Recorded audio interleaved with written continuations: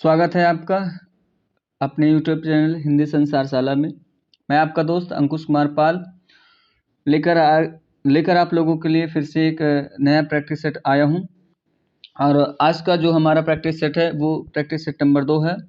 और जो हमारा प्रैक्टिस सेट है आज का वो है एलटी ग्रेड और जीआईसी लेक्चरर प्री एग्जाम के लिए। ठीक है दोस्तों, तो आज का जो वीडियो है वो हमारा क्या नाम है, प्रैक्टिस सेट किस पर है, एलटी ग्रेड और जीआईसी लेक्चरर के लिए। ठीक है दोस्तों, तो प्रश्न पर चलने से पहले आप हमारे चैनल पर अगर नए हैं तो चैनल को सब्सक्राइब कर लें, बेल आइकन वाला बटन दबा दें, वीडियो को लाइक कर लें और वीडियो को अधिक से अधिक लोगों तक शेयर करें ताकि उनका भी भला हो और आपका भी भला हो और साथ में हम लोगों का भी उत्साहवर्धन हो। ठीक है दोस्तों, तो चैनल क्या नाम है, चलते हैं अपने इस नए प्रैक्टिस सेट के साथ।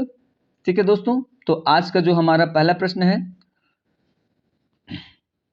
क्या है, आज का हमारा जो पहला प्रश्न है ये है, पहला प्रश्न है अपना कि क्या है दोस्तों, पहला प्रश्न देखिए आज का हमारा पहला प्रश्न है, अपराजिता उपन्यास किसका है। ठीक है दोस्तों, मैं फास्ट प्रैक्टिस सेट कराऊंगा। बहुत ज़्यादा ऑप्शन पर टिप्पणी, बहुत ज़्यादा ऑप्शन पर मतलब कि नहीं, मैं चर्चा नहीं करूंगा। ठीक है दोस्तों, इससे आपका समय बचेगा और ज़्यादा से ज़्यादा प्रैक्टिस हो सकेगी क्योंकि बहुत कम समय बचे हैं पेपर के लिए, क्योंकि अपना पेपर जो लगा है वो 6 दिसंबर को है। ठीक है, जो हिंदी वाला पेपर है वो 6 दिसंबर को है। और आज की डेट से, अगर इसे आज की डेट देखा जाए तो आज कौन सी डेट है, 6 नवंबर है। कितना है, 6 नवंबर है, सॉरी 8 नवंबर है। कितना है, 8 नवंबर है। ठीक है दोस्तों, आज की अगर डेट देखी जाए तो ये आज 8 नवंबर है। तो हमारे पास महज कितने दिन बचे हैं, महज हमारे पास 20 से 22 दिन बचे हैं। ठीक है, तो जितना अधिक से अधिक होगा मैं आप लोगों के लिए प्रैक्टिस सेट लेके आऊँगा विद जीएस के साथ, क्योंकि ये प्रैक्टिस सेट एलटी के लिए है, एलटी और जीआईसी लेक्चरर के लिए है। और इसमें 30 प्रश्न जीएस रखे हुए हैं, इसलिए क्योंकि वहां पर जीएस पूछा जाता है। और ये प्रश्न जो है हमारे क्या नाम है, जो प्रश्न होते हैं एलटी वाले, ये माइनस मार्क होते हैं। ठीक है दोस्तों, तो यहाँ का जो प्रश्न है वो 30 प्रश्न जीएस के साथ आपको मिल रहा है और बहुत ही महत्वपूर्ण प्रैक्टिस सेट है। ठीक है, मेरे हिसाब से पूरे यूट्यूब में किसी के भी पास जो प्रैक्टिस सेट होगा वो 30 प्रश्न जीएस के साथ कोई नहीं करवाता होगा। ठीक है दोस्तों, तो यही एक ऐसी संस्था है, यही एक ऐसा क्या नाम है, चैनल है जहां पर आपको 30 प्रश्न जीएस के साथ पूरा 150 प्रश्न प्रैक्टिस सेट के लिए मिल रहे हैं। ठीक है दोस्तों, तो चैनल को जरूर सब्सक्राइब कर लेना और अपने दोस्तों तक ये वीडियो जरूर शेयर कर देना, दोस्तों तक वीडियो शेयर करना और वीडियो को लाइक भी करना, क्योंकि आप लोग ही हम लोगों की प्रेरणा है, हम लोगों की ऊर्जा है और हम लोगों का उत्साहवर्धन है। ठीक है दोस्तों, तो इसको आप मेरा रिक्वेस्ट समझ लीजिए, चैनल को जरूर लाइक करें, सब्सक्राइब करें और वीडियो को शेयर जरूर करें। ठीक है दोस्तों, चलते हैं प्रश्न पर। आप समझ गए होंगे कि मैं क्या कहना चाहता हूँ, बाकी आपसे अच्छा समझदार कौन है। ठीक है दोस्तों, चलते हैं प्रश्न पर बिना टाइम गंवाए। ठीक है, तो आज का हमारा प्रश्न है, अपराजिता उपन्यास किसका है। शुक्ल का, रामेश्वर शुक्लांचल का है, चतुरसेन शास्त्री का, शिवानी का, उपर्युक्त सभी का। ठीक है दोस्तों, तो जो अपराजिता उपन्यास है वो है किसका, आचार्य चतुरसेन शास्त्री का है। फिर अगला प्रश्न है, रश्मि रेखा काव्य संग्रह किसने लिखा है। रामधारी सिंह दिनकर ने, महादेवी वर्मा ने, बालकृष्ण शर्मा नवीन ने, गया प्रसाद शुक्ल सनेही ने। ठीक है, तो जो रश्मि रेखा काव्य संग्रह है वो किसका है, बालकृष्ण शर्मा नवीन का है। ठीक है, अगला प्रश्न है, झांसी की रानी उपन्यास लिखा है, झांसी की रानी उपन्यास किसने लिखा है। सुभद्रा कुमार चौहान, सुमित्रा कुमार सिन्हा, वृंदावन लाल वर्मा, चतुरसेन शास्त्री। तो झांसी की रानी उपन्यास किसका है, वृंदावन लाल वर्मा का है। उपेंद्रनाथ अश्क के उपन्यास बड़ी बड़ी आंखें को गीति उपन्यास की संज्ञा किसने दी है, ये आपको बताना है। उपेंद्रनाथ अश्क के उपन्यास बड़ी बड़ी आंखों को गीति उपन्यास की संज्ञा किसने दी है, शुक्ल ने, बच्चन ने, हजारी प्रसाद द्विवेदी ने, सुमित्रानंदन पंत ने। तो किसने दी है, तो सुमित्रानंदन पंत ने दी है। ठीक है दोस्तों, अगला प्रश्न है, किसके उपन्यासों के मूल विषय किसके उपन्यासों का मूल विषय काम पीड़ा एवं अहम का समर्पण है, ये आपको बताना है। तो अज्ञेय, ईलाचंद जोशी, जैनेन्द्र या प्रेमचंद। ठीक है, तो कौन है जिनके उपन्यासों का मूल विषय क्या है, अहम, काम पीड़ा एवं अहम का समर्पण है, तो वो है आपके जैनेन्द्र। कौन है, आपके जैनेन्द्र है। ठीक है, अगले प्रश्न पर चलते हैं। अगला प्रश्न है कि पवन चतुर्वेदी की डायरी ये कौन सी विधा की रचना है। डायरी है, उपन्यास है, नाटक है, काव्य संग्रह है। तो पवन चतुर्वेदी की डायरी की विधा क्या है? नाटक है। क्या है? नाटक है। ठीक है। अगला प्रश्न है, चौथा तार सप्तक में कौन से कवि आते हैं? श्री राम शर्मा, नंद किशोर आचार्य, स्वदेश भारती या उपर्युक्त सभी। तो जो चौथा सप्तक है ये इसमें सभी कवि आते हैं। ठीक है। तो उपर्युक्त का हो जाएगा सभी। अगले प्रश्न पर चलते हैं, महिला नाटककारों में सर्वाधिक नाटक किसने लिखा है? अगला प्रश्न है क्या है? महिला नाटककारों में सर्वाधिक नाटक किसने लिखा है ये आपको बताना है। ठीक है। किसने लिखा है? मृणाल पांडे ने। ठीक है। किसने लिखा है? मृणाल पांडे ने, मृदुला गर्ग, कुसुम कुमारी या मन्नू भंडारी ने। तो जो महिला नाटककारों में सर्वाधिक नाटक लिखे हैं वो कौन लिखे हैं? आपकी कुसुम कुमारी लिखे हैं। ठीक है। कुसुम कुमारी लिखते हैं। अगले प्रश्न है कि मैं अपनी झांसी नहीं दूंगा उपन्यास किसका है? मैं अपनी झांसी नहीं दूंगा उपन्यास किसका है? रविन्द्रनाथ त्यागी, कमतानाथ, देवेश ठाकुर या रविंद्र वर्मा का है। तो मैं अपनी झांसी नहीं दूंगा उपन्यास किसका है? रविंद्र वर्मा का। ठीक है। अगले प्रश्न पर चलते हैं, विनोद कुमार शुक्ल के किस उपन्यास को निम्न मध्यम वर्गीय का जादू कहा है? ठीक है। विनोद कुमार शुक्ल के किस उपन्यास को निम्न मध्यम वर्गीय जीवन, यहाँ पर जीवन भी होना चाहिए, निम्न मध्यम वर्गीय जीवन का जादू कहा जाता है? किसको कहा जाता है? तो कहा जाता है दीवार में एक खिड़की रहती थी जी को। ठीक है। अगला प्रश्न पर, प्रतिभा में अंतःकरण की उद्भावित क्रिया है। प्रतिभा में अंतःकरण की उद्भावित क्रिया है किसने कहा है? ठीक है। प्रतिभा में अंतःकरण की उद्भावित क्रिया है किसने कहा है? दिव्य महावीर प्रसाद द्विवेदी, अभिनव गुप्त, राजशेखर या आचार्य रामचंद्र शुक्ल। किसने कहा है? तो ये कहा है आचार्य रामचंद्र शुक्ल ने। ठीक है। अगले प्रश्न पर चलते हैं। अगला प्रश्न है हमारा, पगी प्रेम नंदलाल के हमें न भावत भोग। ठीक है। पगी प्रेम नंदलाल के हमें न भावत भोग, मधुप राज पद पाए के भीख न मांगत लोग। पंक्ति में कौन सा अलंकार है आपको बताना है? अतिशयोक्ति, प्रतिवस्तु उपमा, दृष्टांत या अर्थन्यास। तो इसमें दृष्टांत अलंकार है। कौन सा अलंकार है? दृष्टांत अलंकार है। ठीक है दोस्तों, कौन सा अलंकार है? दृष्टांत अलंकार है। ठीक है। कौन सा अलंकार है? दृष्टांत अलंकार है। आगे प्रश्न पर चलते हैं। अगला प्रश्न है हमारा, कि सिंह सुता कभी स्यार से प्यार करेगी, क्या पराये नर का हाथ कुल स्त्री कभी धरेगी। इसमें पंक्ति में आपको अलंकार बताना है। कौन सा है? काव्यलिंग, अतिशयोक्ति, प्रतिवस्तु उपमा या उदाहरण। तो इसमें जो है सिंह सुता क्या कभी स्यार से प्यार करेगी में कौन सा अलंकार है? प्रतिवस्तु उपमा अलंकार है। ठीक है।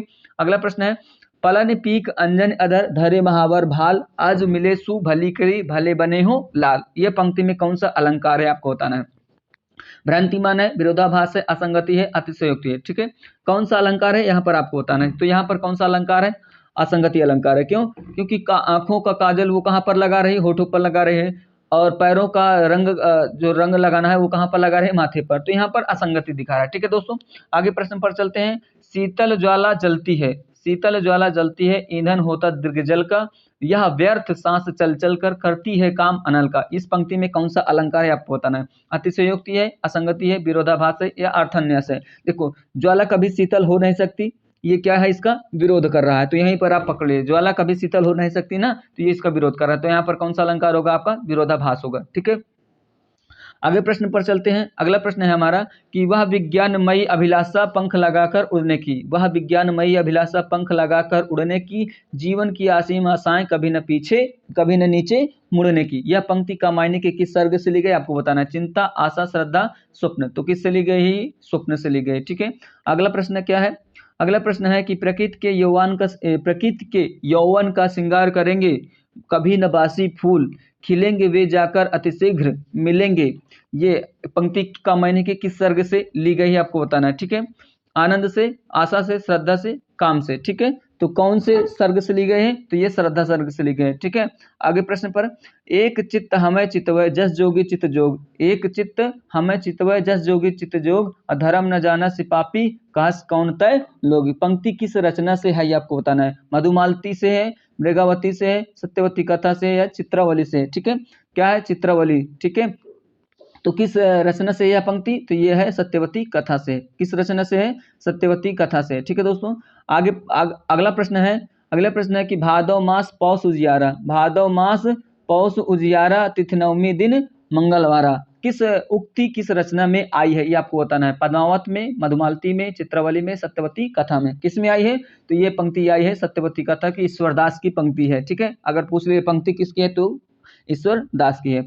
अगला प्रश्न है कि माधवानल काम कंदला चौपाई किसकी रचना है। माधवानल काम कंदला चौपाई किसकी रचना है? आलम का, गणपति का, जटमल का, कुशल लाभ का। तो किसकी रचना है? ये कुशल लाभ का है। किसकी रचना है?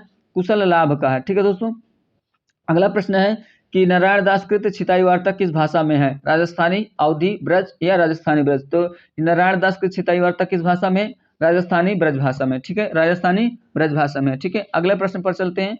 अगला प्रश्न है हमारा कि कौन सी सूफी रचना अवधी में नहीं बल्कि ब्रजभाषा में है, कौन सी सूफी रचना अवधी में नहीं बल्कि ब्रजभाषा में, ये आपको बताना है। तो रसरतन है, नलचरित्र है, दमयंती है या रूप मंजरी है। तो यहाँ पर कौन सी रचना है, रूप मंजरी, जुनंद दास की रूप मंजरी है, यही क्या है, ब्रज में है, ठीक है।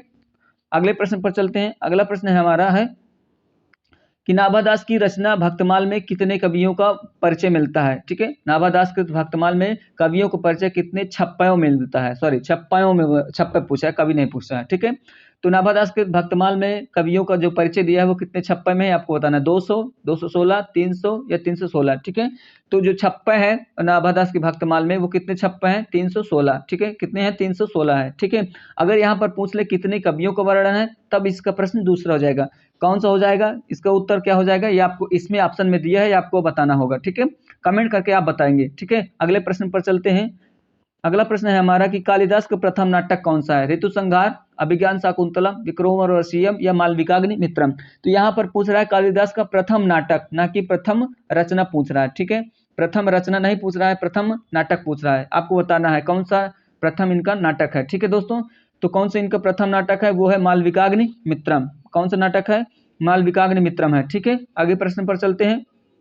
अगला प्रश्न है हमारा रामचरितमानस के उत्तरकांड में, रामचरितमानस के उत्तरकांड में उन्होंने ज्ञान की अपेक्षा भक्ति को कहीं अधिक सुसाद और आशुफलदायिनी कहा है। यह कथन किसका है, आपको बताना है। बच्चन सिंह का है, विश्वनाथ त्रिपाठी का है, हजारी प्रसाद द्विवेदी का है, रामचंद्र शुक्ल का है, ठीक है। तो यह कथन किसका है, आचार्य रामचंद्र शुक्ल का। मैं आपको एक ट्रिक बता दूं कि जहां पर आचार्य रामचंद्र शुक्ल का कथन होगा, या जैसे यहाँ पर क्या नाम है, तुलसीदास जी या तुलसीदास की रचनाओं पर कथन पूछा है, तो अधिकतम कहाँ पर किसका सही होता है, वो रामचंद्र शुक्ल का होता है, क्योंकि रामचंद्र शुक्ल ने ही तुलसीदास पर बहुत ज्यादा टिप्पणियां लिखी हैं। तुलसीदास इनके प्रिय कवि थे, तो इन्होंने तुलसीदास को एकदम शीर्ष पर रखा है, ठीक है, शीर्ष पर रखा है। तो यहाँ पर कौन सा ऑप्शन सही हो जाएगा, आपका रामचंद्र शुक्ल सही हो जाएगा। कौन सा ऑप्शन सही हो जाएगा, रामचंद्र शुक्ल सही हो जाएगा, ठीक है दोस्तों।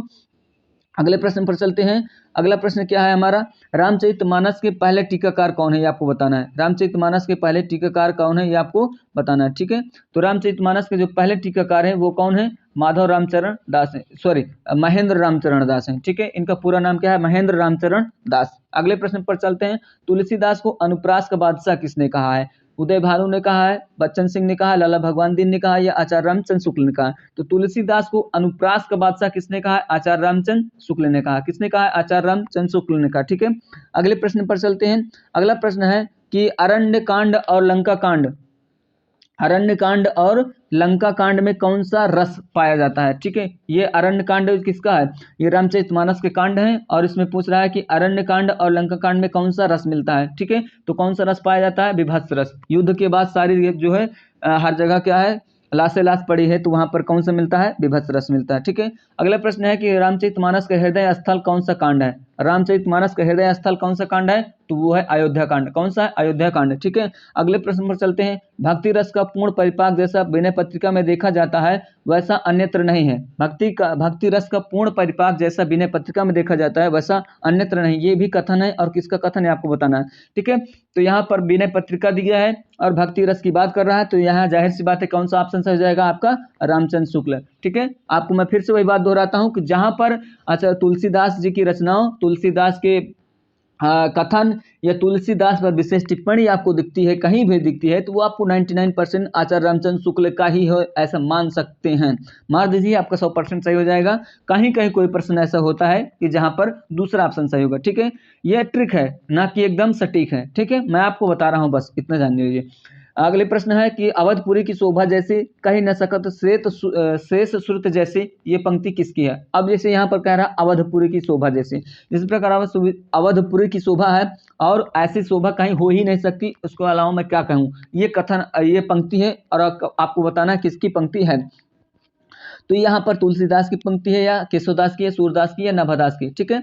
तो यह पंक्ति किसकी है, यह पंक्ति है नाभादास की। किसकी है, नाभादास की पंक्ति है, ठीक है दोस्तों। किसकी पंक्ति है, नाभादास की। अगला प्रश्न है राम को जानने के लिए विनय पत्रिका, सॉरी राम को जानने के लिए रामचरितमानस और तुलसीदास को जानने के लिए विनय पत्रिका पढ़नी चाहिए। ये कथन किसका है? ठीक है, तो आपको बताना है कि कथन किसका है। बच्चन सिंह का है, विश्वनाथ त्रिपाठी का है, रामस्वरूप चतुर्वेदी का, आचार्य रामचंद्र शुक्ल का है। ठीक है, किसका कथन ये आपको बताना है। ठीक है, तो यहाँ पर आप किसको मार सकते हैं? आप यहाँ पर क्या नाम है, मैं बताया ना कि जैसे तुलसीदास या तुलसीदास की रचनाओं से संबंधित कोई कथन आता है तो आप उसको क्या नाम है, निसंदेह रामचंद्र शुक्ल लगा सकते हैं। क्या है? निसंदेह रामचंद्र शुक्ल लगा सकते हैं। आपको कथन क्या हो जाएगा? 100% तो नहीं, लेकिन हाँ इतना तो जरूर है कि 90%, 95% आपका कथन सही हो जाएगा। ठीक है दोस्तों, तो इसका कौन सा ऑप्शन सही हो जाएगा आपका? तो इसका कौन सा ऑप्शन सही हो जाएगा दोस्तों? ये आपके सीधा सीधा आचार्य रामचंद्र शुक्ल सही हो जाएंगे। ठीक है, तो कौन सा हो जाएंगे? आचार्य रामचंद्र शुक्ल। अगला प्रश्न पर चलते हैं कि कौन सा उपन्यास और उपन्यासकार असुमेलित है। ठीक है, कोरोना नीरजा माधव का, कांपता हुआ दरिया। ठीक है, कोरोना किसका है? कोरोना नीरजा माधव का, कांपता हुआ दरिया मोहन राकेश का, नकटौरा चित्रा चतुर्वेदी का, या ढलती सांझ का सूरज मधु कांकरिया का। ये आपको बताना है। तो यहाँ पर जो कौन सा उपन्यास असुमेलित है तो वो है आपका क्या है? वो है नकटौरा। ये नकटौरा चित्रा चतुर्वेदी का ना होकर किसका है? चित्रा मुदगल का है। किसका है? चित्रा मुदगल का है। तो यहाँ पर कौन सा ऑप्शन सही हो जाएगा? सी। ठीक है, अगले प्रश्न पर चलते हैं। कौन सा उपन्यास और उपन्यासकार असुमेलित है? ठीक है, हसीनाबाद गीतांजलि श्री, हसीनाबाद गीतांजलि श्री, स्वप्नपास मनीषा कुलश्रेष्ठ, या क्या नाम है, पानी केरा बुदबुदा सुषुम बेदी के, पानी केरा सुषुम बेदी का, और चांद गवाह उर्मिला शिरीष का। ठीक है, तो वहां पर असुमेलित बताना है। तो ये पानी केरा बुदबुदा सुषुम बेदी का सुमेलित है, चांद गवाह उर्मिला शिरीष का ये भी सुमेलित है। बचा उधर के दो ऑप्शन, देख लेते हैं उसको भी। ठीक है, ठीक है, पहला ऑप्शन उसमें क्या था? पहला ऑप्शन था ये गीता हसीनाबाद किसकी रचना है? गीतांजलि से, स्वप्नपास मनीषा कुलश्रेष्ठ का। तो जो हसीनाबाद उपन्यास है वो गीता श्री का है। किसका है? गीता श्री का है। तो मतलब कौन सा ऑप्शन? हमारा पहला ऑप्शन ही असुमेलित है। ठीक है, अगले प्रश्न पर चलते हैं। अगला प्रश्न है हमारा, कौन सा उपन्यास और उपन्यासकार असुमेलित है? असुमेलित यहाँ भी बताना है। शाम की झिलमिल गोविंद मिश्र का है, जीमेल एक्सप्रेस अलका सिन्हा का, हमना मरब गोपाल चतुर्वेदी, मगहर की सुबह वंदना शुक्ल। तो आपको बताना है कौन सा असुमेलित है। पहला वाला असुमेलित है, दूसरा असुमेलित, तीसरा या चौथा। ठीक है, कौन सा असुमेलित है बताना है। तो यहाँ पर जो हमना मरब है, हमना मरब किसका है? ये है ज्ञान चतुर्वेदी का। किसका है? ज्ञान चतुर्वेदी का है, न कि गोपाल चतुर्वेदी का। अगले प्रश्न पर चलते हैं। अगला प्रश्न है, कौन सा उपन्यास और उपन्यासकार सुमेलित है? यहाँ पर पूछ रहा है कौन सा, सॉरी सुमेलित नहीं है, ये भी पूछ रहा है, असुमेलित ही पूछ रहा है, सॉरी। तो कौन सा असुमेलित है आपको बताना है। भले दिन की बात विमल चंद पांडे, दाखिल खारिज रामधारी सिंह दिनकर, स्वस्थ आस्वस्थ लोग हृदय, कल्चर वल्चर ममता कालिया। ठीक है, तो यहाँ कौन सा जो असुमेलित है? तो वो जो असुमेलित है वो है दाखिल खारिज। दाखिल खारिज किसका है? रामधारी सिंह दिनकर का ना होकर के किसका है? रामधारी सिंह दिवाकर का है। किसका है? रामधारी सिंह दिवाकर का है। ठीक है, आगे प्रश्न पर चलते हैं। इसमें पूछ रहा है कि कौन सी रचना और रचनाकार असुमेलित है। यहाँ पर भी असुमेलित बताना है। अम्बपाली एक उत्तर कथा, उत्तर गाथा गीता श्री का है, नमस्ते समरथ मैत्रेयी पुष्पा का, शहर से 10 किलोमीटर दूर नीलेश रघुवंशी, सॉरी दूर नहीं है, शहर से 10 किलोमीटर भर है, शहर से 10 किलोमीटर नीलेश रघुवंशी का, या गई झुलनी टूट उषा प्रियम वदा का।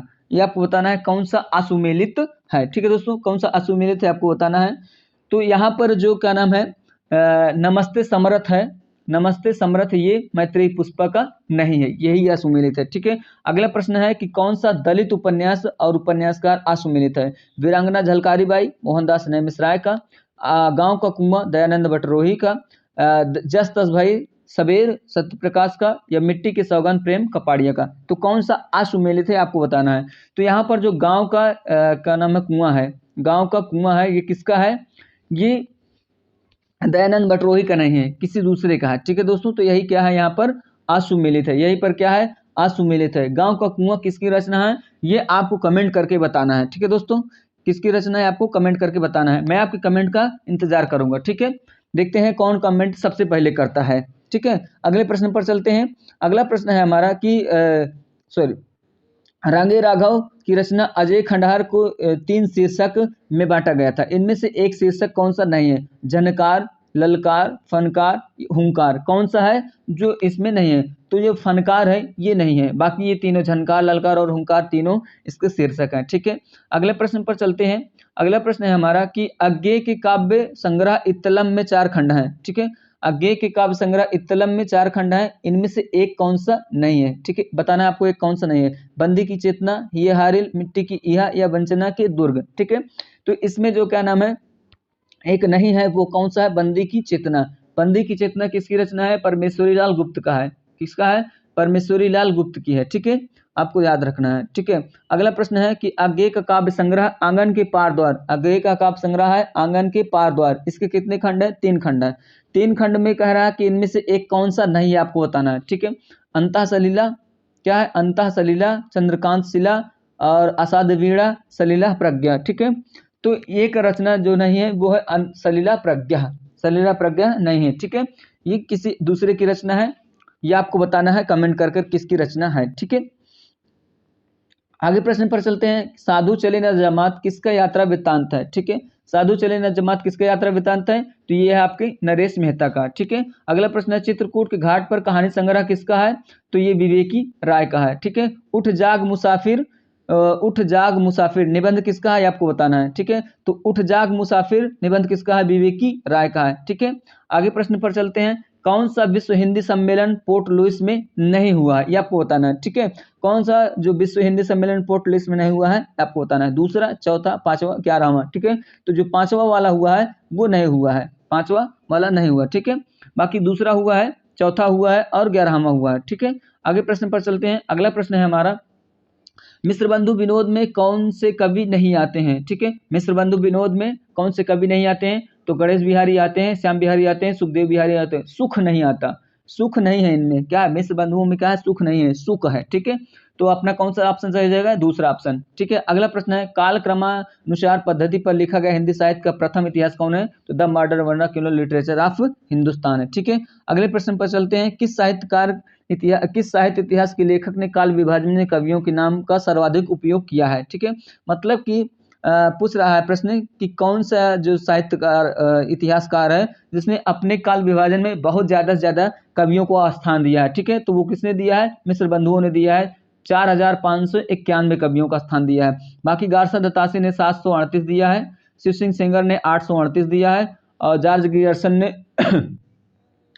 जॉर्ज ग्रियर्सन ने कितने दिया है? आदिकाल में 9 कवियों को स्थान में रखा है इन्होंने। ठीक है, आगे प्रश्न पर चलते हैं।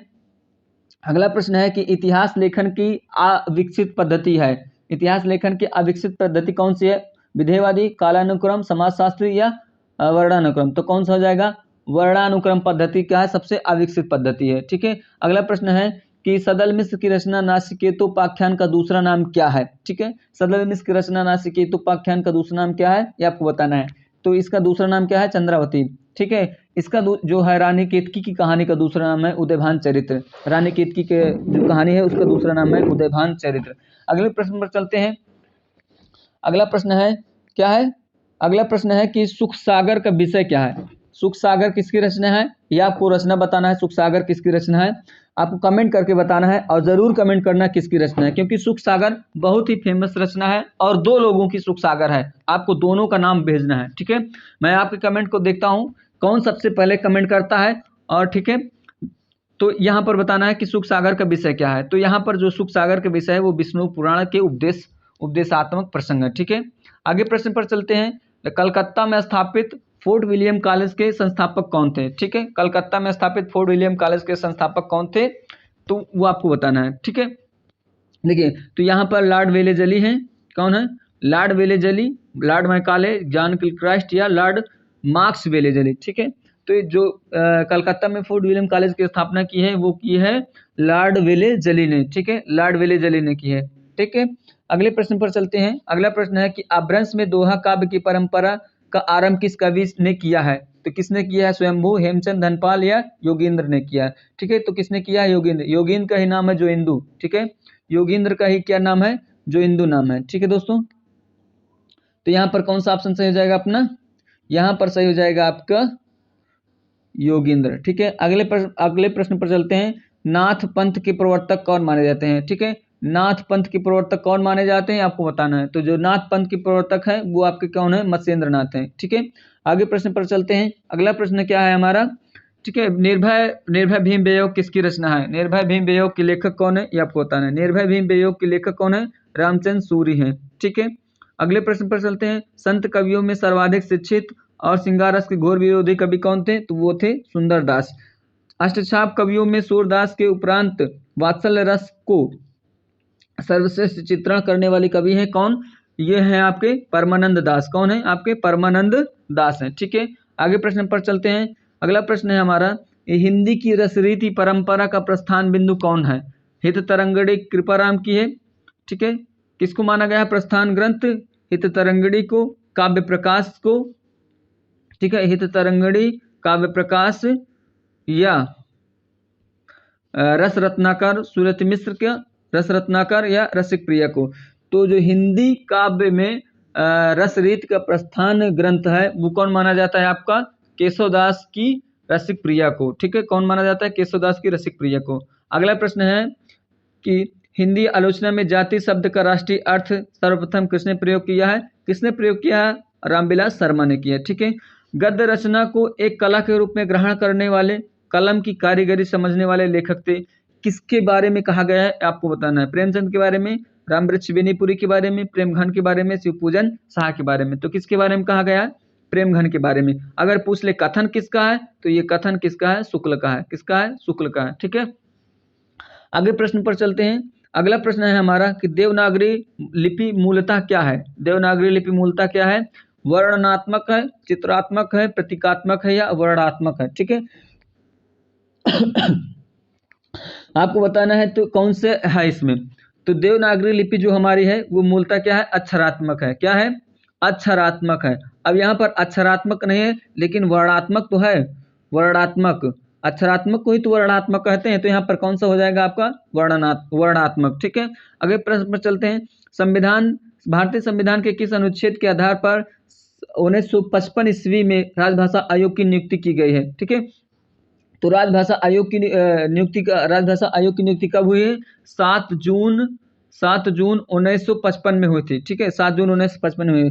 ये किस अनुच्छेद के तहत होती है, ये आपको बताना है। तो अनुच्छेद 344 के तहत ही ये होती है। ठीक है, आगे प्रश्न पर, द्वार द्वार भटकना में प्रयुक्त द्विरुक्ति द्वार द्वार क्या है। ठीक है, द्वार द्वार भटकना प्रयुक्त द्विरुक्ति द्वार द्वार क्या है, आपको बताना है। पारस्परिक संबंध बताने का, अतिशयता प्रकट करने का, या भेद बताने के अर्थ में, अथवा समग्रता प्रकट करने के अर्थ में। ठीक है, कौन सा सही है इसमें, तो यहाँ पर जो समग्रता प्रकट करता ये है। ठीक है, आगे प्रश्न पर चलते हैं। संख्या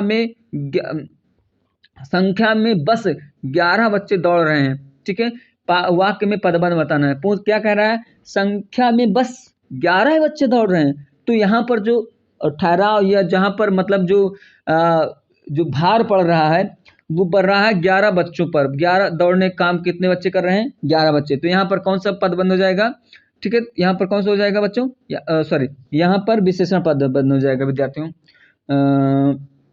आगे प्रश्न पर चलते हैं। अगला प्रश्न क्या है हमारा, 71वां संविधान संशोधन 1992 ईस्वी। 71वां संविधान संशोधन 1992 ईस्वी में 3 भाषाएं जोड़ी गई हैं, इनमें से एक नहीं है। कौन नहीं, आपको बताना है। नेपाली, मणिपुरी, कोंकणी या मैथिली। ठीक है, कौन सा नहीं जोड़ी गई आपको बताना है। तो यहाँ पर जो क्या नाम है, मैथिली भाषा है वो नहीं जोड़ी गई। मैथिली भाषा आपकी जोड़ी गई है क्या नाम है, 92वां संविधान संशोधन 2003 वाले में जोड़ी गई थी। उसमें जोड़ी गई थी आपकी 4 भाषाएं, बोडो, डोंगरी, संथाली और मैथिली जोड़ी गई थी। और 71वां में कौन कौन जोड़ी गई थी, नेपाली, मणिपुरी और कोंकणी जोड़ी गई थी। ठीक है, 71 संविधान के लिए मैंने आपको ट्रिक बता दी। नमक क्या है, नमक कितने रुपए किलो है, 71 रुपए किलो है। ठीक है, 71 रुपये। तो ना से हो जाएगी आपकी क्या हो जाएगी, नेपाली। ठीक है, और माँ से हो जाएगी आपकी मणिपुरी। ठीक है, और आपकी का से हो जाएगी कोंकणी। ठीक है, ये आपकी ट्रिक है, अगर चाहो तो ट्रिक से याद कर सकते हो, बाकी ऐसे याद करो ज़्यादा सही है। ठीक है, ट्रिक कभी कभी भूल आ जाती है। अगले प्रश्न पर चलते हैं कि संज्ञा विशेषण जोड़ी कौन सी सही नहीं है। विष से विषैला, पिता से पैतृक, आदि से आदिम, प्रांत से प्रांतिक। ठीक दोस्तों, तो ये आपको बताना है कौन सा सही नहीं है। यहाँ पर क्या है, प्रांत से प्रांतिक नहीं होगा, प्रांत से होगा आपका प्रांतीय, क्या हो जाएगा, प्रांतीय हो जाएगा। ठीक है, तो यहाँ पर कौन सा ऑप्शन सही हो जाएगा, चौथा। आगे प्रश्न है कि पहले से बहुत धीरे बोलने वाला में पदबंध क्या है। पहले से बहुत धीरे बोलने वाला, बोलने का काम कर रहा है, पहले धीरे बोलता था लेकिन अब कहाँ तेज बोलने लगा। तो यहाँ पर क्या है, आश्रित वाक्य जो है, बोलना क्या है, आश्रित वाक्य है और पहले क्या बोलता था, धीरे। तो यहाँ पर कौन सा पदबंध हो जाएगा, आपका क्रिया विशेषण पदबंध हो जाएगा। ठीक है, कौन सा हो जाएगा, क्रिया विशेषण।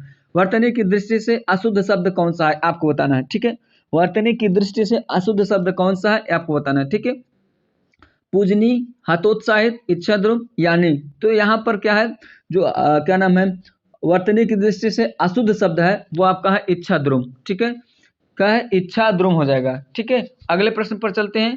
अगला प्रश्न है हमारा कि नैतत्व में संधि विच्छेद क्या होगा। ठीक है, नैतत्व का सही संधि विच्छेद क्या होगा, ना धन एतत्, ना धन एतत्, ना धन एतत् और ना धन इतत्। ठीक है, तो यहाँ पर कौन सा हो जाएगा आपका सही संधि विच्छेद, ना धन एतत् हो जाएगा। क्या हो जाएगा, ना धन एतत्। ये वृद्धि संधि का उदाहरण है। क्या है, वृद्धि संधि का उदाहरण।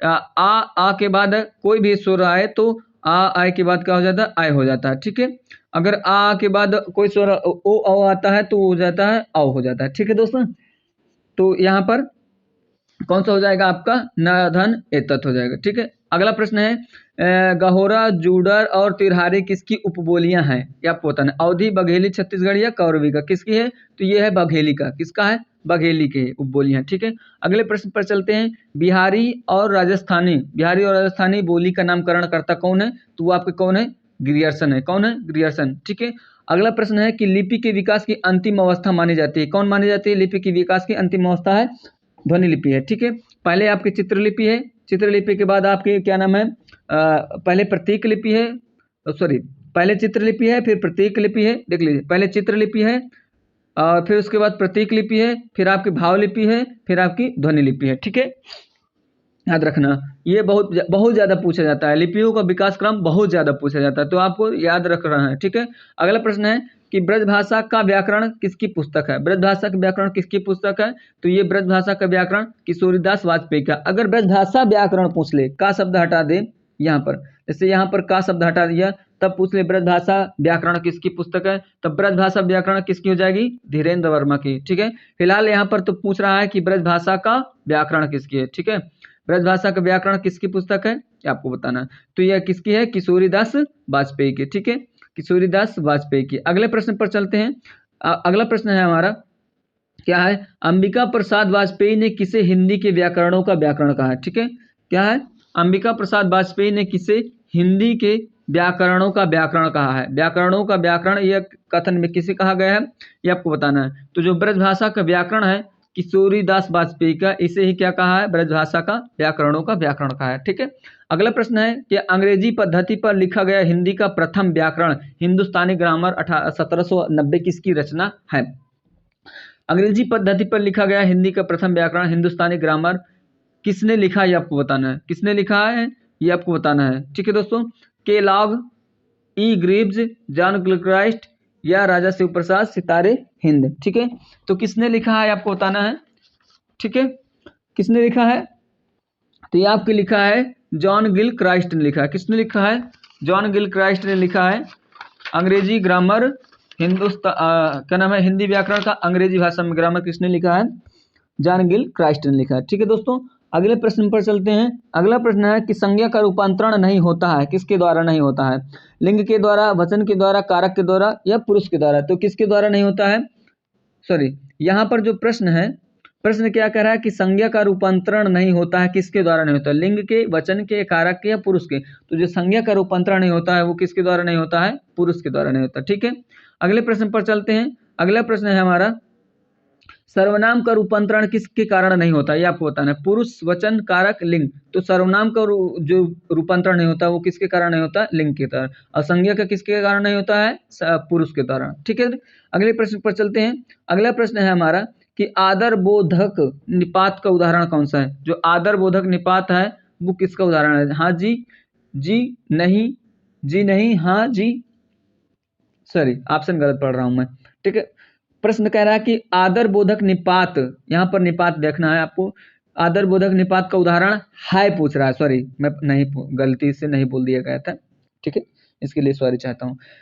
प्रश्न पर चलते हैं। आदर बोधक निपात का उदाहरण है, तो ऑप्शन है हाँ जी, नहीं, जी नहीं, ठीक, जी। तो जो आदर बोधक निपात होता है वो जी होता है। जैसे आप किसी भी अपने से बड़े व्यक्ति को बुलाते हैं, कहेंगे चाचा जी, मामा जी, पापा जी, इस तरह बुलाते हैं ना, तो जो लास्ट में जी लगाते हैं वही आपको क्या है, आदर बोधक निपात है। ठीक है दोस्तों, अगला प्रश्न है महाकाव्य में कौन सा समास है? महाकाव्य में कौन सा समास है? आप इसका विग्रह कर लीजिए। महाकाव्य, महान है जो काव्य, मतलब कि यहाँ पर विशेषण विशेष है, तो कौन सा हो जाएगा, कर्मधारय समास। ठीक है, अगला प्रश्न है गोबर गणेश और श्याम सुंदर में कौन सा समास है? गोबर गणेश और श्याम सुंदर, श्याम सुंदर में कौन सा समास है? सुंदर है जिसका श्याम वर्ण, और क्या है, गोबर का बना है जो गणेश।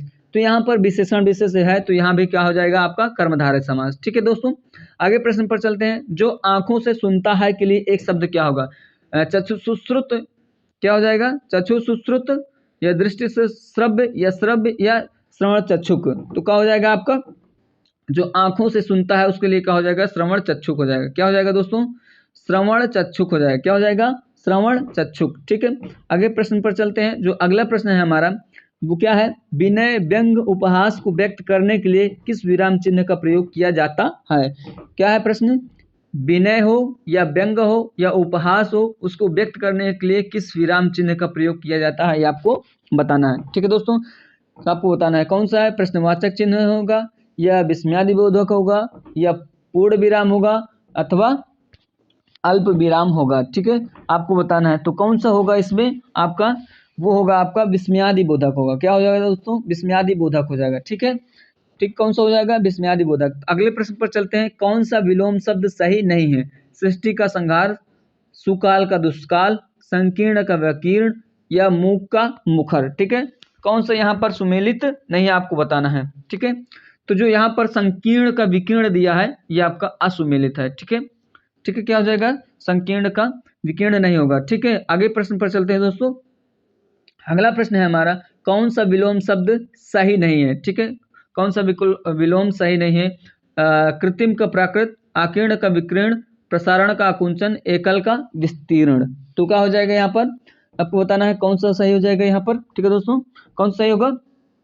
तो यहाँ पर जो एकल का दिया है, एकल का विस्तीर्ण नहीं होगा। एकल का क्या होता है, संयुक्त होता है। एकल का क्या होता है, संयुक्त। ठीक है दोस्तों, आगे प्रश्न पर चलते हैं। अगला प्रश्न है, कर का अनेकार्थक शब्द नहीं है। कर का अनेकार्थक क्या है? हाथ, सूर्य, किरण, टैक्स, कौन सा नहीं है? तो कर का जो अनेकार्थक है वो सूर्य नहीं है। ठीक है, आगे प्रश्न पर चलते हैं। सूरवीर किंतु अभिमानी नायक के लिए एक शब्द होगा। सूरवीर हो और किंतु क्या हो, अभिमानी हो। जैसे कौन है आपके, भीम। जैसे क्या है आपके भीम, भीम तो क्या है, सूरवीर है, लेकिन भीम के अंदर क्या है, घमंड बहुत है। तो इस तरह के नायक को क्या कहेंगे? तो जो भीम है वो धीरोधत्त में आते हैं। क्या आते हैं, धीरोधत्त में आते हैं। तो यहाँ पर कौन सा ऑप्शन से जाएगा आपका, धीरोधत्त हो जाएगा। ठीक है, अगला प्रश्न है कि गम धातु का विधिलिंग लकार प्रथम पुरुष एक वचन में सही रूप क्या होगा? गम धातु विधिलिंग लकार प्रथम पुरुष एक वचन क्या होगा? आपको बता दूं, यहाँ पर जो विधिलिंग लकार है तो उसका कैसे चलता है, इसका चलता है क्या नाम है, कैसे चलता है अब यहाँ पर, गच्छतु गच्छताम गच्छन। क्या होगा, गच्छतु गच्छताम गच्छन्त, गच्छ गच्छतम गच्छन। ठीक है, तो यहाँ पर यही होगा। तो कौन सा होगा, गच्छेत, गच्छेताम, गच्छेत, या गच्छतु। ठीक है, तो पूछ क्या रहा है, विधिलिंग लकार प्रथम पुरुष एक वचन पूछ रहा है। क्या पूछ रहा है, एक वचन। तो क्या हो जाएगा यहाँ पर, यहाँ पर हो जाएगा आपका गच्छेत। क्या हो जाएगा, गच्छेत, गच्छेताम, गच्छेयुः, गच्छ, गच्छतम, गच्छन। ठीक है, ये हो जाएगा इसका ऑप्शन। ठीक है, यहाँ पर लिख दूं, कम समझ में आ रहा है, तो यहाँ पर जो होगा ये होगा गच्छेत, इसके नीचे हलंत रहेगा। ठीक है दोस्तों, क्या रहेगा, इसके नीचे हलंत रहेगा। ठीक है, आगे प्रश्न पर चलते हैं। अक्तस्य च वर्तमाने में कौन सी विभक्ति है? अक्तस्य च वर्तमाने। ठीक है, यहाँ ऐसा लिखा है, अक्तस्य च वर्तमाने, अक्तस्य च वर्तमाने, वर्तमाने। ठीक है, देखिए अब यहाँ पर जो ये संबंध बताने वाला ये है, ये अक्तस्य, जैसे पितस्य पिता का, मातस्य माता का, जनस्य लोग का, ठीक है। तो यहाँ पर जैसे ही कहीं पर आधा सा लग के या लगे तो यहाँ पर संबंध कारक होता है। क्या होता है? संबंध कारक होता है। तो आक्तस्य च वर्तमाने यहाँ पर जो होगा तो वहाँ पर कौन सा होगा? संबंध कारक होगा। और संबंध कारक के लिए कौन सी विभक्ति होती है आपकी? कौन सी विभक्ति होती है संबंध कारक के लिए? संबंध कारक के लिए होती है आपकी षष्ठी विभक्ति। तो यहाँ पर क्या हो जाएगा? षष्ठी विभक्ति हो जाएगी, ठीक है। आगे प्रश्न पर चलते हैं। द्रोणो ब्रीहि सूत्र में कौन सी विभक्ति होगी? द्रोणो ब्रीहि सूत्र में कौन सी विभक्ति होगी?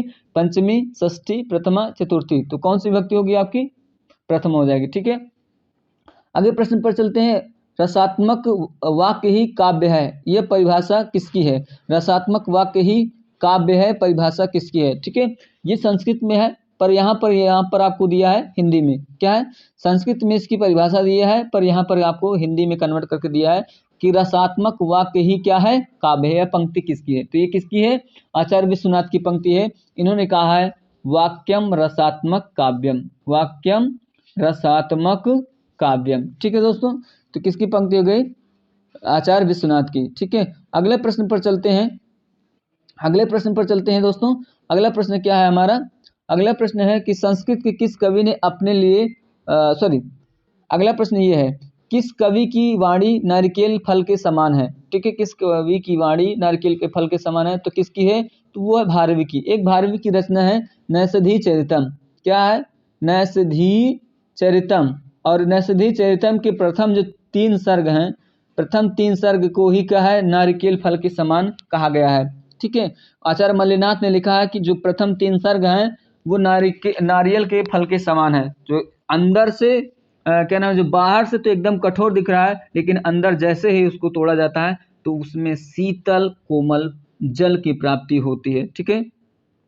आगे प्रश्न पर चलते हैं। अगला प्रश्न है कि संस्कृत के किस कवि ने अपने लिए पदवाक्य प्रमाणज्ञ विशेषण प्रयोग किया? किसने प्रयोग किया है? तो वो भवभूति ने प्रयोग किया है। बृहत्त्रयी का अंतिम ग्रंथ कौन है? ये आपको बताना है। जो बृहत्त्रयी का अंतिम ग्रंथ है वो है आपका नैषधि चरितम। कौन सा है? नैषधि चरितम है, ठीक है। अस्ति कश्चिद वाग विशेषा, अस्ति कश्चिद वाग विशेषा उक्ति से कालिदास ने लघुत्रयी के 3 ग्रंथ लिखे हैं। इनमें से कश्चित शब्द से कौन सा ग्रंथ बनेगा? ठीक है, तो आपको बताना है कश्चित से कौन सा शब्द बनेगा। तो वो आपको बनेगा मेघदूत बनेगा। क्या बनेगा? कुमेर, ठीक है।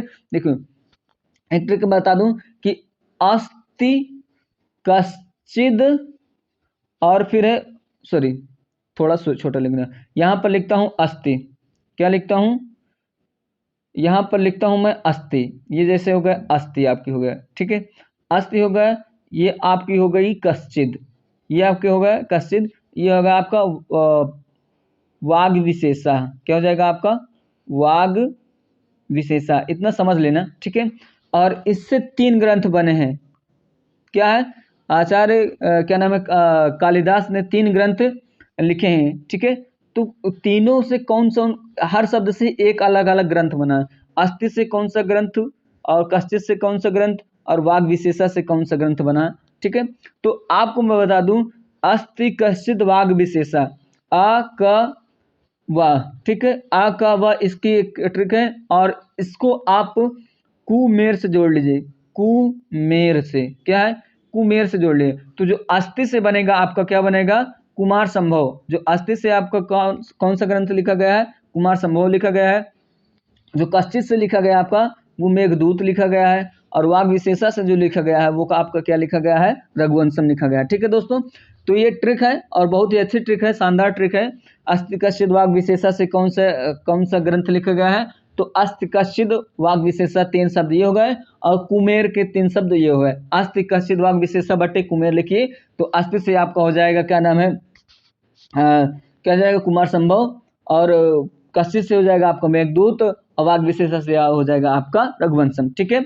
आगे चलते हैं। अगला प्रश्न जो है हमारा, संस्कृत के प्रथम नाटककार कौन सा है? ठीक है, संस्कृत के प्रथम नाटककार कौन से हैं आपको बताना है। तो जो संस्कृत के प्रथम नाटककार हैं वो हैं आपके महाकवि भास हैं, ठीक है। अगला प्रश्न है क्या नाम है, कवि कंठाभरण के रचनाकार हैं, ठीक है।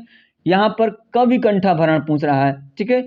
तो इसके रचनाकार कौन सा है ये आपको बताना है। तो कवि कंठाभरण के रचनाकार कौन है? क्षेमेंद्र। अगर यहीं पर कवि कुल कंठाभरण पूछ लेता, कवि कुल कंठाभरण, कवि कुल कंठ भराड़ पूछ लेता तब आपके कौन हो जाते, दूल्हा कवि हो जाते। कौन हो जाते, दूल्हा कवि। ठीक है, थोड़ा थोड़ा इधर उधर अंतर करके पूछा गया है, बहुत क्या नाम है, ध्यान पूर्वक प्रश्न पढ़ना पड़ेगा। ठीक है, आगे प्रश्न पर चलते हैं कि नव सहसांक चरित कृति के रचनाकार कौन है। ठीक है, तो जो नव सहसांक चरित है वो किसकी रचना है, श्री हर्ष की है। ठीक है, आचार्य रामचंद्र शुक्ल की दृष्टि में किस युग के लेखकों की दृष्टि व्याकरण के नियमों पर अच्छी नहीं जमी थी। ठीक है, तो वो कौन से युग था, वो है द्विवेदी युग। ठीक है, द्विवेदी युग के लेखकों ने व्याकरण सम्मत अच्छा सही प्रयोग नहीं किया है।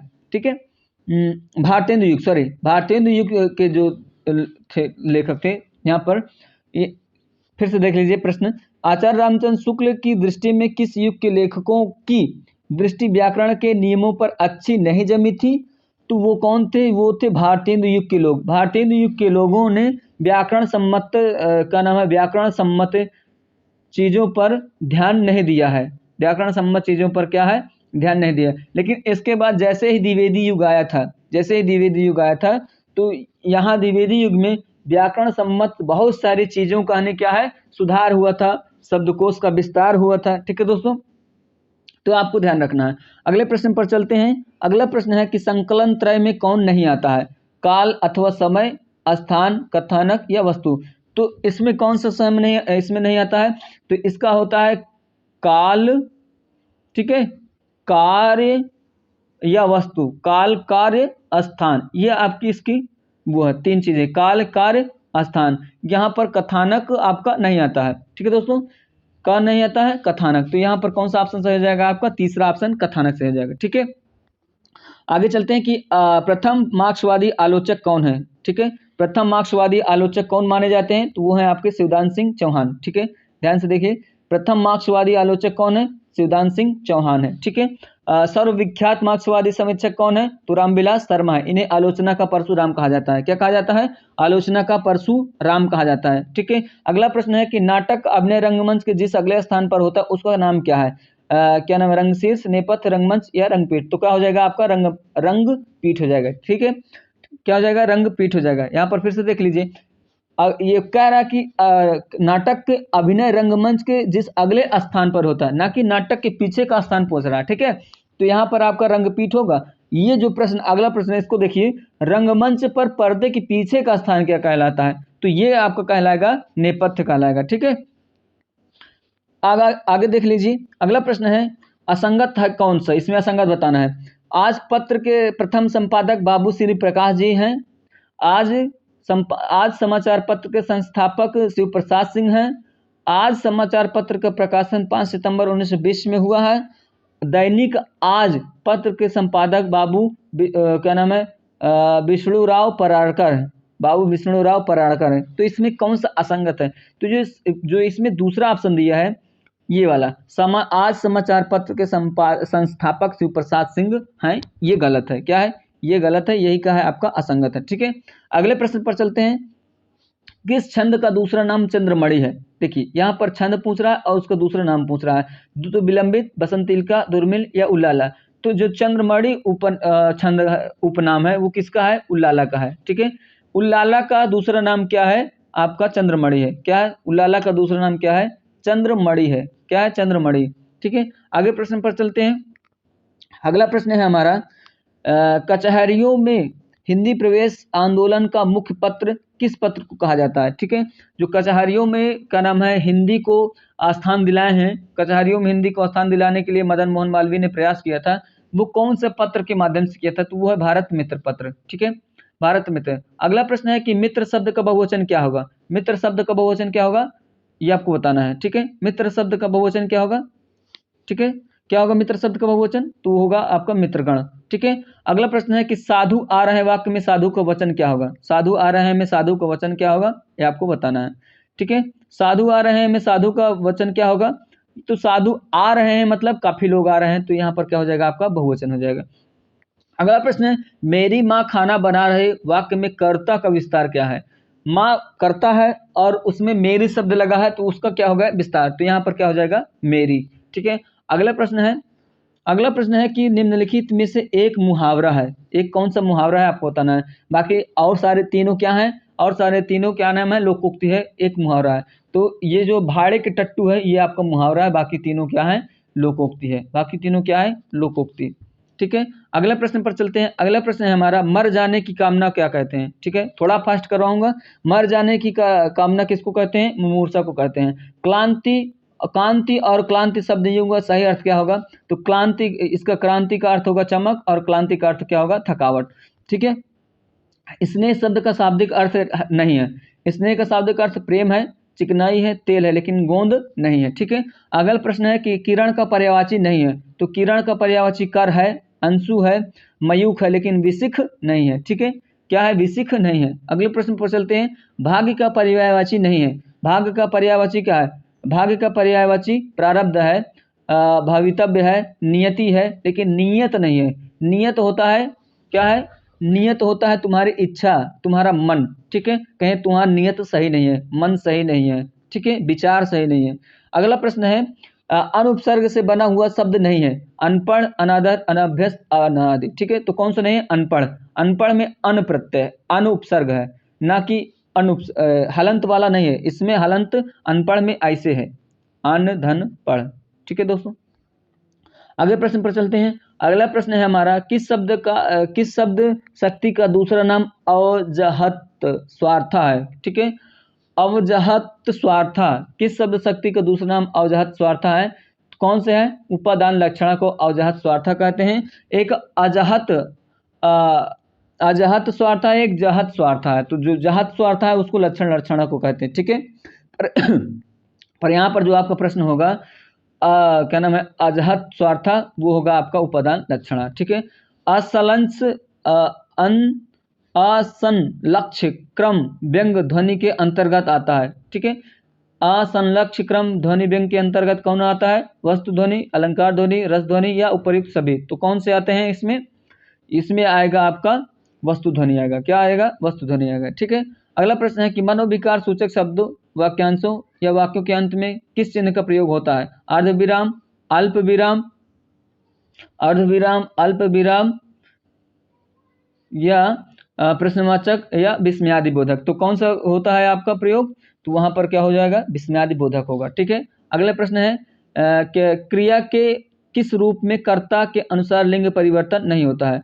क्रिया के किस रूप में कर्ता के अनुसार लिंग परिवर्तन नहीं होता है, तो किस में नहीं होता है, भूतकाल में नहीं होता है। किस में नहीं होता है, भूतकाल में। कहीं कहीं पर यहाँ पर अज्ञार्थक भी मिलता है, आप ध्यान दें, ऑप्शन के हिसाब से यहाँ पर देखना होगा। अगर दोनों रहेगा तो आपको भूतकाल लगाना है, अगर भूतकाल ऑप्शन में नहीं है तो कौन सा लगाना है, अज्ञार्थक लगाना है। ठीक है दोस्तों, आगे प्रश्न पर चलते हैं कि निम्नलिखित शब्दों में पुल्लिंग का चयन कीजिए। यहाँ कौन सा पुल्लिंग शब्द है, रात स्त्रीलिंग है, सांस स्त्रीलिंग है, मूर्खता स्त्रीलिंग है, लेकिन यहाँ पर मोती क्या है आपका, पुल्लिंग। तो क्या हो जाएगा, मोती। ठीक है, कौन सा वर्ण घोष और महाप्राण है, घोष भी है और महाप्राण भी है। तो जितने तीनों सा है वो क्या है, घोष नहीं होते, ये सब क्या है, आघोष होते हैं। क्या आघोष, बचा क्या है हमारा, हा, तो बस हा ही सही हो जाएगा। हा घोष भी है और क्या नाम, महाप्राण भी है। ठीक है, क्या हो जाएगा यहाँ पर, हाँ वाला। अगला प्रश्न है कि इस बोली में कर्ता कारक की विभक्ति का प्रयोग नहीं होता है। इस बोली में कर्ता कारक की विभक्ति का प्रयोग नहीं होता, कौन सी है, ब्रज, बुंदेली, अवधी, कन्नौजी। कौन सी है, अवधी भाषा में कर्ता कारक ने का प्रयोग नहीं होता है। ठीक है, अगला प्रश्न पर चलते हैं। किस बोली में उत्तम पुरुष बहुवचन हम का प्रयोग, क्या नाम, किस बोली में उत्तम पुरुष बहुवचन हम का प्रयोग उत्तम पुरुष एक वचन के मैं के अर्थ में होता है। ठीक है, एक वचन मैं के अर्थ में होता है। तो किस में नहीं किस में होता है, तो ये अवधी भाषा में होता है। अवधी भाषा के जो भी लोग होते हैं वो कभी भी मैं नहीं कहते, हमेशा हम कहते हैं कि हम जा रहे हैं, हम जा रहे हैं, या कहेंगे हमने खाना खा लिया, आप भी खा लीजिए। ठीक है, तो वहां पर ये नहीं कहता कि मैं खाना खा लिया हूँ, वो हम मैं की जगह पर क्या इस्तेमाल करता है, अवधी वाले हम करते हैं। ठीक है, तो यहाँ पर कौन सा ऑप्शन सही जाएगा आपका, अवधी। ठीक है, अगला प्रश्न है कि किस बोली में नंद अंध, नंद अंध के स्थान पर न और न का प्रयोग होता है। किस बोली में नंद और नंद के स्थान पर न और न का प्रयोग होता है। ठीक है, तो कौन सी बोली है आपकी, वो है आपकी भोजपुरी बोली। भोजपुरी में न अधा के स्थान पर न ह का प्रयोग होता है। ठीक है, अगला प्रश्न अगला प्रश्न है। ठीक है दोस्तों, अगला प्रश्न पर चलते हैं। देखिए, अब यहाँ पर से आपका आता है जीएस का पार्ट। ठीक है, यहाँ पर क्या आता है, जीएस का प्रश्न आता है। ठीक है, जीएस वाले प्रश्न। ठीक है दोस्तों, तो यहाँ पर मैंने 125 प्रश्न आपके हिंदी करवा दिए और बचे 30 प्रश्न आपके क्या है वो जीएस कराऊंगा, ठीक है, ये जीएलटी के लिए ही, ठीक है। तो चलते हैं पहले प्रश्न, जो जीएस का प्रश्न है उसको देखते हैं। तो जो जीएस का जो प्रश्न है, ब्रिटिश साम्राज्य में अवध का विलय हुआ था, ये आपको बताना है। ब्रिटिश साम्राज्य में अवध का विलय कब हुआ था, ये आपको बताना है, ठीक है। तो 1853, 54, 55 या 56। तो अवध में पहली बार तो ब्रिटिशों ने कितने बार आक्रमण किया था, 2 बार। कितनी बार किया था, 2 बार आक्रमण किया था। एक किया था 1854 में और एक किया था 1856 में। 54 वाले में तो कुछ नहीं कर पाए, लेकिन 56 वाले में क्या है, अवध का विलय करवा लिया था। तो यहाँ पर कौन सा ऑप्शन सही हो जाएगा आपका, 1856, ठीक है। अगले प्रश्न पर चलते हैं। अगला प्रश्न है हमारा कि पब्लिक वर्क्स डिपार्टमेंट 1845 से लेकर 1855 के दौरान स्वरूप देने वाले थे, कौन थे, ठीक है। इसको स्वरूप देने वाले कौन थे, किसको, पब्लिक वर्क, मतलब जो PWD है, इसको स्वरूप कौन दिया है, इसको स्वरूप देने वाले मतलब इसको संरचना प्रदान करने वाले या इसको आगे ले जाने वाले कौन थे, ये आपको बताना है, ठीक है। कौन थे, तो ये आपके थे कौन से, जो लॉर्ड डलहौजी, कौन थे, लॉर्ड डलहौजी, इन्हीं के समय में PWD की स्थापना होती है, ठीक है। अगला प्रश्न है, अस्थाई बंदोबस्त किसके साथ किया गया है, जमींदारों के साथ, ग्रामीण समुदाय के साथ, किसानों के साथ या मुकदमों के साथ। तो उस समय जब अस्थाई बंदोबस्त बनाए गए थे तो उस समय क्या थी, जमींदारी प्रथा थी और जमींदारों के ही पास बहुत सारी जमीनें थी, ठीक है। तो यहाँ पर कौन सा ऑप्शन हो जाएगा आपके, जमींदारों के साथ, ठीक है। अगला प्रश्न चलते हैं, डेक्कन एजुकेशन सोसाइटी की स्थापना से संबंधित कौन था, ठीक है। प्रश्न क्या है, डेक्कन एजुकेशन सोसाइटी की स्थापना से कौन संबंधित था, ये आपको बताना है। जस्टिस रानाडे, फिरोज शाह मेहता, बीजी तिलक या दयानंद सरस्वती, ठीक है। तो कौन थे इसमें आपके थे बीजी तिलक, कौन थे, बीजी तिलक थे, ठीक है। कौन थे आपके, बीजी तिलक, ठीक है। अगला प्रश्न पर चलते हैं, कॉमनवेल्थ पत्र किससे जुड़ा है, ठीक है। कॉमनवेल्थ पत्र किससे जुड़ा है, बीजी तिलक से, एनी बेसेंट से, जीके गोखले या उपयुक्त में से कोई नहीं। तो जो कॉमनवेल्थ पत्र है वो किससे जुड़ा है आपके, एनी बेसेंट से। किससे जुड़ा है आपका, एनी बेसेंट से जुड़ा है, ठीक है। किससे जुड़ा है, एनी बेसेंट से। अगला प्रश्न चलते हैं कि सूर्य के चारों ओर परिक्रमा करने वाले खगोलीय पिंड क्या कहलाते हैं, ठीक है। सूर्य के चारों ओर जो परिक्रमा करते हैं वो क्या कहलाते हैं, सूर्य के चारों ओर कौन चक्कर लगाता है, ग्रह है तो चक्कर लगाते हैं, ठीक है। कौन सा चक्कर लगाते हैं, ग्रह। तो यहाँ पर क्या हो जाएगा आपका, ग्रह सही हो जाएगा, ठीक है। अगले प्रश्न पर चलते हैं। अगला प्रश्न क्या है हमारा, सबसे चमकीला ग्रह कौन सा है, ठीक है। सबसे चमकीला ग्रह कौन सा है, शुक्र। बहुत ही आसान प्रश्न है, सबसे चमकीला तारा कौन सा है, ग्रह कौन सा है, शुक्र है, ठीक है। अगला प्रश्न क्या है, सबसे दूर, ठीक है, सबसे दूर स्थित ग्रह कौन सा है, सबसे दूर स्थित ग्रह कौन सा है आपको बताना है। Pluto, Neptune, Uranus, Jupiter. देखो यहाँ पर ग्रह जो है प्लूटो को हटा दीजिए, प्लूटो को ग्रह के श्रेणी से क्या है, हटा दिया गया है बहुत पहले, ठीक है। सन 2006 में ही इसको हटा दिया गया था, कब, 2006 में, ठीक है। अगला प्रश्न जो अब क्या नाम है, जो इसका सही उत्तर क्या होगा, तो वो आपका नेपच्यून होगा। सूर्य की दूरी की दृष्टि से सबसे दूर ग्रह कौन है आपका, नेपच्यून है। कौन सा है, नेपच्यून है, ठीक है दोस्तों। अगले प्रश्न पर चलते हैं। अगला प्रश्न क्या है, अगला प्रश्न है हमारा कि निम्नलिखित में सबसे गर्म ग्रह कौन सा है, ठीक है। सबसे गर्म ग्रह कौन सा है, तो यहाँ पर सबसे गर्म ग्रह होगा जो बुध, क्योंकि बुध ही सूर्य के सबसे निकट है। क्या है, सूर्य के सबसे निकट कौन सा है ग्रह है, तो वो है बुध, और बुध ही सबसे क्या हो जाएगा, गर्म, क्योंकि सूर्य के सामने साथ जो निकट जो रहेगा वही तो सबसे गर्म रहेगा। तो यहाँ पर कौन सा हो जाएगा आपका, बुध ग्रह हो जाएगा, ठीक है दोस्तों। तो आगे चलते हैं प्रश्न पर। अगला प्रश्न क्या है हमारा, अगला प्रश्न है कि भारत के संविधान के निम्नलिखित में से किस अनुच्छेद में राज्यपाल की शपथ का प्रारूप दिया गया है, ठीक है। तो भारत का जो संविधान है उसके किस अनुच्छेद में राज्यपाल की शपथ का प्रारूप दिया, ठीक है। तो राज्यपाल की शपथ किस अनुच्छेद में है, ये आपको बताना है, ठीक है। अनुच्छेद 115 में दिया है, 155 लिखा है, अनुच्छेद 155 में या 158 में, 154 में या 159 में, ठीक है। तो राज्यपाल की शपथ है वो किस में है, अनुच्छेद 159 में है। क्या है, अनुच्छेद 159 में है, ठीक है। अगले प्रश्न पर चलते हैं। अगला प्रश्न है हमारा, भारत के किस राज्य में समान नागरिक संहिता लागू है, ये आपको बताना है। हरियाणा, बिहार, गोवा, कर्नाटका, ठीक है। तो यहाँ पर क्या है, समान नागरिक संहिता। समान नागरिक संहिता कहाँ पर लागू है, ठीक है, तो ये जो समान नागरिक संहिता लागू है वो आपके गोवा राज्य में लागू है। कहाँ, गोवा राज्य में लागू है, ठीक है दोस्तों, कहाँ लागू है, गोवा राज्य में। अगला प्रश्न है कि राज्य के नीति निर्देशक सिद्धांतों के अनुसार किस आयु तक के बच्चों को निःशुल्क एवं अनिवार्य शिक्षा देने का अधिकार है या क्या नाम है, प्रावधान है। तो किसमें है, कौन से अनुच्छेद, कितने वर्ष के बच्चों तक है, तो वो है 14 वर्ष के बच्चों तक। क्या है, 14 वर्ष के बच्चों तक, ठीक है। अगला प्रश्न है कि राष्ट्रपति के खिलाफ महाभियोग की कार्रवाई किस शुरुआत की जा सकती है। राष्ट्रपति के खिलाफ महाभियोग की कार्रवाई की शुरुआत की जा सकती है किसमें, केवल राज्यसभा में, केवल लोकसभा में, या किसी भी सदन में, ठीक है। तो किसमें की जा सकती है, राष्ट्रपति के खिलाफ महाभियोग की कार्रवाई, राष्ट्रपति के खिलाफ महाभियोग की कार्रवाई सदन के किसी भी सदन में कर सकते हैं, चाहे लोकसभा में करें और चाहे राज्यसभा में करें, ठीक है दोस्तों। अगले प्रश्न पर चलते हैं।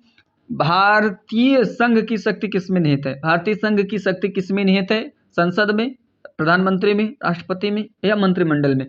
तो जो भारतीय संघ की शक्ति है वो किसमें निहित है, किसमें निहित है दोस्तों, भारतीय संघ की शक्ति संसद में निहित है। अगर यहीं पर पूछ ले कार्यपालिका की शक्ति किसमें निहित है, कार्यपालिका की शक्ति किसमें निहित है, ये आपको बताना, यह ठीक है, ये आपको बताना है, कमेंट करके बताइए कि कार्यपालिका की शक्ति किसमें निहित होती है, ठीक है। अगले प्रश्न पर चलते हैं कि एक नक्षत्र का रंग निर्भर करता है कैसे। एक जो नक्षत्र होता है उसका रंग किस पर निर्भर करता है, सूर्य की दूरी पर, त्रिज्या पर, घनत्व पर, या पृष्ठीय ताप पर। तो जो नक्षत्रों का रंग निर्भर करता है वो पृष्ठीय ताप पर निर्भर करता है। किस पर निर्भर करता है, पृष्ठीय ताप पर, ठीक है दोस्तों, किस पर निर्भर करता है, पृष्ठीय ताप पर। अगला प्रश्न है कि मानव शरीर का साधारण तापमान कितना होता है। ऐसे तो अगर डिग्री फ़ारेनहाइट में पूछा जाए तो वहां पर लगभग 97 डिग्री फ़ारेनहाइट होता है, ठीक है, लेकिन यहाँ पर सेल्सियस में दिया है तो यहाँ पर सेल्सियस में होगा कितना, 36.7 डिग्री सेंटीग्रेड, ठीक है, 36.9 डिग्री सेंटीग्रेड, ठीक है। अगले प्रश्न पर चलते हैं। थर्मोस्टेट का उपयोग रेफ्रिजरेटर के तापमान के नियंत्रण में किया जाता है, ठीक है। यहाँ पर क्या है, थर्मोस्टेट, जो थर्मोस्टेट का उपयोग रेफ्रिजरेटर मतलब कि जैसे आपका फ्रिज है, आपके एसी है, इन सब में रेफ्रिजरेटर के तापमान नियंत्रण करता है, ठीक है, जो थर्मोस्टेट होता है। तो जो उसमें का बना होता है, जो तंतु बना होता है या उसमें जो वायर लगी होती है वो किसकी लगी होती है, ठीक है, वो आपको बताना है।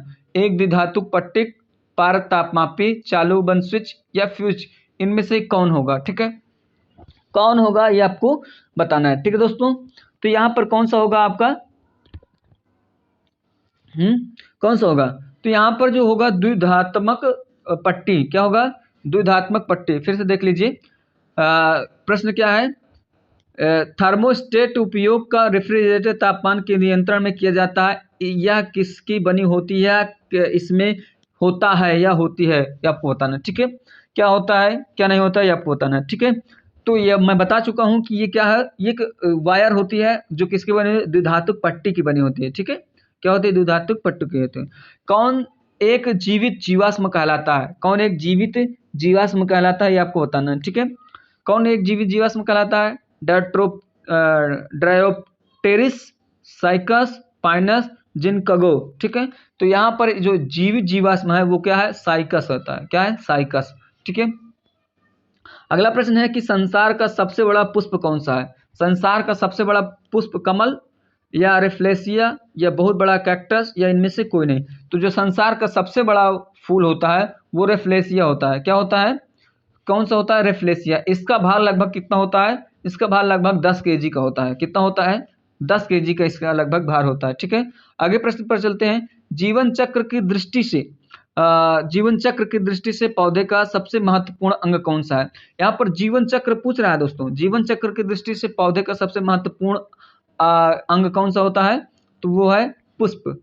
क्या होता है, जीवन चक्र की दृष्टि से वो पुष्प होता है। क्यों, देखो पुष्प से क्या होता है, पहले पुष्प से क्या बनता है, फल बनता है, और फल से क्या निकलता है, बीज, और बीज से क्या निर्माण होता है, पेड़, और पेड़ से फिर क्या होता है, पेड़ से फिर उसमें क्या लगते हैं, फूल या पुष्प लगते हैं, और फिर से यही प्रक्रिया चलती है। तो सबसे महत्वपूर्ण अंग क्या हो गया यहाँ पर, पुष्प हो गया, ठीक है दोस्तों।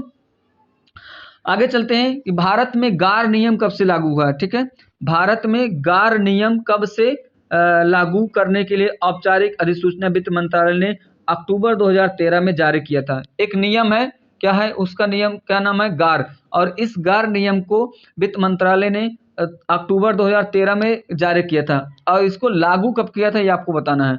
ठीक है, कब लागू किया था आपको बताना है। तो कब लागू किया था, 1 अप्रैल 2016 को लागू किया था। ठीक है दोस्तों, आगे प्रश्न पर चलते हैं। अगला प्रश्न है हमारा, क्या है अगला प्रश्न है, ठीक है, निम्नलिखित में से किस उपज के लिए, निम्नलिखित में से किस उपज के लिए उचित एवं लाभकारी मूल्य, fair and remunerative price, FRP की घोषणा केंद्र सरकार द्वारा की गई है, ये आपको बताना है।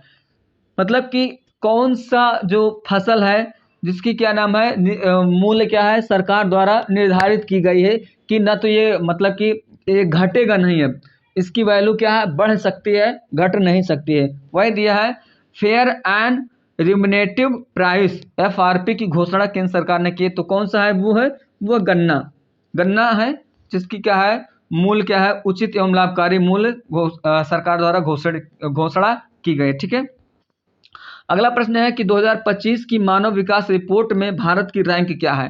2025 मानव विकास रिपोर्ट में भारत की रैंक क्या है आपको बताना है। 20, 30, 25 या 35, तो कौन सी है रैंक इसमें भारत की।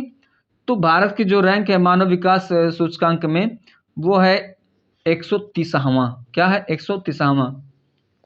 अगला प्रश्न पर चलते हैं कि वर्ष 2013 के अर्थ क्षेत्र के नोबेल पुरस्कार विजेताओं में निम्नलिखित में कौन शामिल नहीं है।